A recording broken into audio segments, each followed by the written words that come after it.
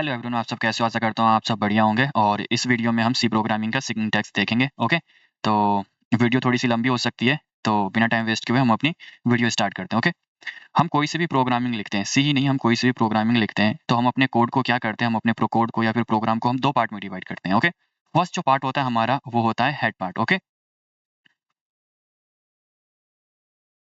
First जो part होता है हमारा वो हेड पार्ट होता है और सेकंड जो होता है हमारा body part. Okay, head part में हम क्या करते हैं, हेड पार्ट में हमारे पास जितनी भी लाइब्रेरीज होती है, ठीक है, वो सारी हम लाइब्रेरीज को कॉल करते हैं। ओके, प्रोग्राम में हम जितनी भी लाइब्रेरीज होती है उसे हम कॉल करते हैं, ठीक है। और सेकंड पार्ट में जो होता है हमारा बॉडी पार्ट होता है। ओके, अब हमारे बॉडी पार्ट में या फिर हमारे प्रोग्राम को एग्जीक्यूट करने के लिए, ठीक है, हमने लाइब्रेरी कॉल किया, ठीक है, इसको एग्जीक्यूट करने के लिए जितनी भी लाइब्रेरीज चाहिए होती है वो एक तरीके से बोल सकते हैं कि हमारी जो लाइब्रेरीज होती है वो हमारे बॉडी पार्ट को एग्जीक्यूट करने के लिए रिस्पॉन्सिबल होती है। ओके, तो हेड पार्ट और बॉडी पार्ट समझ में आ गया।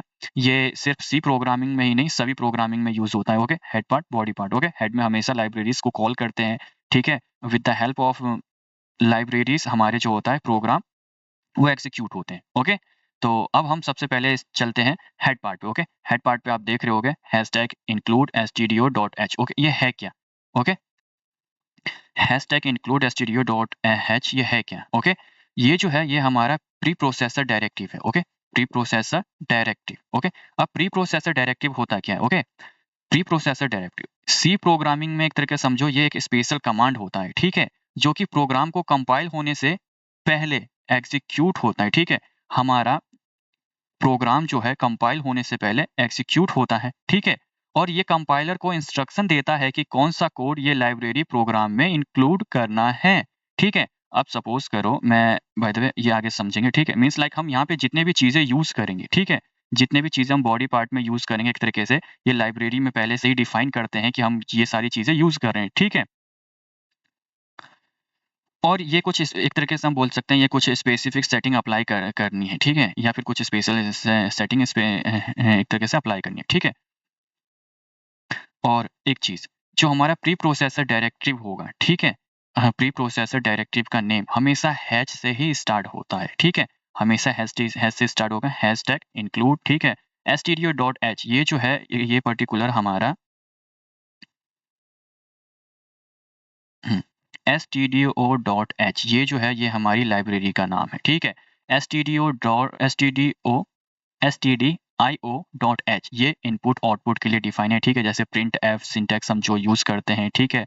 स्कैन एफ ये जितने भी है, ये हमारे इस लाइब्रेरी में एक तरीके से इंक्लूड है, मीन्स लाइक एक तरीके से प्री डिफाइन लिखे गए हैं, ठीक है? हम कि डायरेक्टली इसको कॉल करके हम यूज़ कर सकते हैं। अदरवाइज़ अगर हम नहीं लिखेंगे तो हमको पर्टिकुलर ये सारा प्रोग्राम लिखना पड़ेगा, ओके? तो हमारे पास वैसे हमारे पास बहुत सारी लाइब्रेरीज़ हैं, ठीक है? जैसे io.h है, ठीक है? string.h है, time.h है, ये सारी जो है particular specific means task perform करने के लिए ये सारी लाइब्रेरी है, ठीक है? जैसे कि string.h है, तो स्ट्रिंग से रिलेटेड जितनी भी चीज़ें होंगी वो इसमें डिफाइन है। टाइम से रिलेटेड के लिए time.h में है, ठीक है? ऐसे ही मेरे ख्याल से ऐसे ही एक तरीके से क्या कहते हैं उसको मैथमेटिकल भी है, ठीक है? तो बहुत सारी लाइब्रेरीज़ है जो कि अलग-अलग टास्क परफॉर्म करने के लिए है, ठीक है? तो हमारा हेड पार्ट कंप्लीट हो गया, ओके। अब आते हैं हम अपने इंट मेन हमारे बॉडी पार्ट पे। ओके, बॉडी पार्ट में हमें जो सबसे पहले देखते हैं हम int main. Okay, int main अब समझते हैं। इंट जो है डिफाइन करता है कि हमारा जो है हमारा जो है एक तरीके फर्स्ट मैं आपको बता देता हूँ इंट मेन जो है हमारा फंक्शन है, ठीक है? इंट मेन हमारा फंक्शन है और इंट डिफाइन करता है कि हमारा फंक्शन क्या होगा, इंटीजर टाइप का होगा। मेन जो है हमारा फर्स्ट फंक्शन बोल सकते हो, यहाँ पे हम यूज़ करें।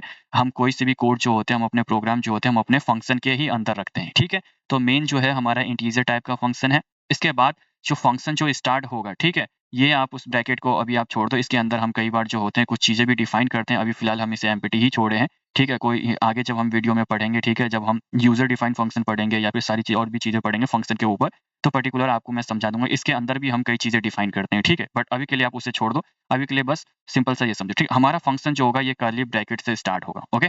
कर्ली ब्रैकेट से स्टार्ट होगा और कर्ली ब्रैकेट पे ही एंड होगा, ठीक है? ये मेन है। यही चीज़ हमें डिफाइन करता है कि हमारा कोड जो होगा इसके अंदर होगा और ये चीज़ एग्ज़ीक्यूट होनी है, ठीक है?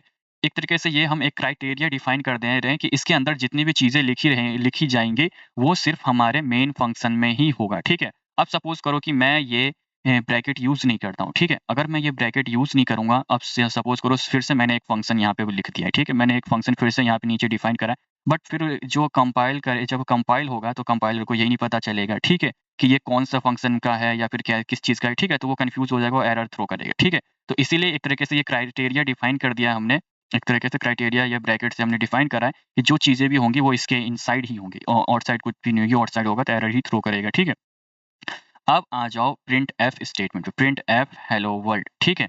अब प्रिंट एफ मैंने आपको पहले ही बताया, प्रिंट एफ जो है वो stdio.h लाइब्रेरी में पहले से ही डिफाइन है। इसका काम क्या है नॉर्मली जो है हमारे पास कुछ भी टेक्स्ट हो उसको प्रिंट करना है, ठीक है? इसके अंदर हम कुछ भी लिखें, प्रिंट एफ फंक्शन है, ठीक है? प्रिंट एफ भी हमारा एक फंक्शन है, ठीक है? जो यहाँ पे ब्रैकेट ओपन है एंड देन ब्रैकेट क्लोज है, ओके?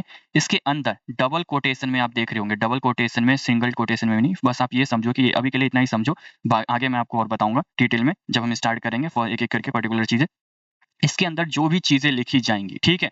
वो एज़ इट इज़ जब भी हमारा पास आउटपुट आएगा उसमें directly hello as it is लिखा होगा, ठीक है? ओके? ओके, आप जो ये साइन देख रहे होंगे, इसको जो बोलते हैं, इसको सेमीकोलन बोलते हैं, ओके? अब ये सेमीकोलन हमारे कोड में क्या डिफाइन करता है? सेमीकोलन जो होता है हमारे कोड में डिफाइन करता है कि ये जो लाइन है, ओके? ये लाइन जो है हमारी यहाँ पे एंड हो चुकी है, ठीक है? इसके आगे कुछ भी नहीं है, ठीक है? मीन्स लाइक ये जो प्रोग्राम में जो ये लाइन लिखी है, इसको सिर्फ़ यहीं तक कंसीडर करेगा। इसके आगे हम कुछ भी लिखेंगे, उसे कंसीडर नहीं करा जाएगा। एक तरीके से समझ जाओ कि ब्रेक की तरह कि इसके आगे की चीज़ें खत्म है, ठीक है? इसके आगे कुछ भी नहीं है इस लाइन के आगे, ठीक है? यही चीज़ डिफाइन करती है कि हमारी लाइन की लिमिट कितनी तक है, ठीक है? इसके क्योंकि कंपाइलर को हमें बताना पड़ता है कि एक तरीके से कि हमारा जो प्रोग्राम है यहीं तक है, ये और हमारे प्रोग्राम यहाँ तक है और इसमें ये जो लाइन है सिर्फ़ इतनी ही लिमिट तक है, ठीक है? इसके आगे कुछ भी नहीं है, ठीक है? इसके आगे जो कुछ भी चीज़ें होगी वो न्यू लाइन से स्टार्ट हो जाएगी, ठीक है? तो तो आपको पता चल गया कोलन क्या होता है, ठीक है? अब सेमीकोलन सॉरी, इसके बाद आ जाओ इस रिटर्न 0 पे। ये रिटर्न 0 क्या है, ठीक है? रिटर्न 0 क्या है, ठीक है? आपने मोस्ट ऑफ द प्रोग्राम में देखा होगा रिटर्न 0 हम यूज़ करते हैं, ठीक है? तो रिटर्न 0 ये है कि ये लाइन एक तरीके से समझो कि ये लाइन को बताता है कि प्रोग्राम सक्सेसफुली कंप्लीट हो गया है, ठीक है? अ अ जब भी 0 रिटर्न होता है, ठीक है? और जब भी 0 रिटर्न होता है तो ऑपरेटिंग सिस्टम को पता चलता है कि कोई प्रॉब्लम नहीं आई है और प्रोग्राम सही चला है, ठीक है? एक तरीके से यही समझो कि 0 का मतलब होता है कि सक्सेसफुली जो है हमारा प्रोग्राम जो है वो एग्ज़ीक्यूट हो गया है, ठीक है? अगर आप ये रिटर्न 0 नहीं लिखते हो सी में भी ठीक है, तो आजकल वर्क करता है, ठीक है? तो यही जो था यही हमारा ओवरऑल से सी का जो है सिंटैक्स है, ठीक है? तो बस आप ये समझो सी अगर अभी भी समझ में नहीं आया तो जब हम प्रोग्राम पर्टिकुलर बनाएँगे तब आपको ज़्यादा अच्छे से समझ में आएगा। आप बस अभी के लिए इतना समझो कि हमारे प्रोग्रामिंग में 2 पार्ट में हमने डिवाइड कर दिया अपने प्रोग्राम को, एक हेड पार्ट और दूसरा बॉडी पार्ट, ठीक है? हेड पार्ट में जो होता है हमारा लाइब्रेरीज़ को हम रिकॉल करते हैं जो कि प्री डिफाइंड लाइब्रेरीज़ होती हैं, ठीक है? मीन्स लाइक हमारे आगे के कोड में हेल्प करती है रन करने में, ठीक है? आगे हम कोड में कुछ भी लिखते हैं, तो वो हेल्प करती है उसको एग्ज़ीक्यूट करने में, ठीक है? अब बॉडी पार्ट में जो होता है हम कोई भी प्रोग्राम को जो लिखते हैं, सिंटैक्स लिखते हैं, वो जो हो वो हम बॉडी पार्ट में लिखते हैं, ठीक है? बस इतना ही समझो। तो इस वीडियो को यहीं पे एंड करते हैं, मिलते हैं नेक्स्ट वीडियो में हम अब प्रोग्रामिंग के साथ, ठीक है? सिंटैक्स समझ में आ गया? अगर अभी भी किसी को डाउट होगा तो वो कमेंट कर देना। मैं उसे एक त कमेंट कर देना, मैं उसे समझा दूँगा या फिर आप पर्टिकुलरली मुझे इंस्टा पे डीएम कर सकते हैं, ठीक है? और नहीं तो आप कम्युनिटी जॉइन कर लो, वहाँ पे भी मैसेज कर सकते हो आप, ठीक है? तो मिलते हैं अब नेक्स्ट वीडियो में।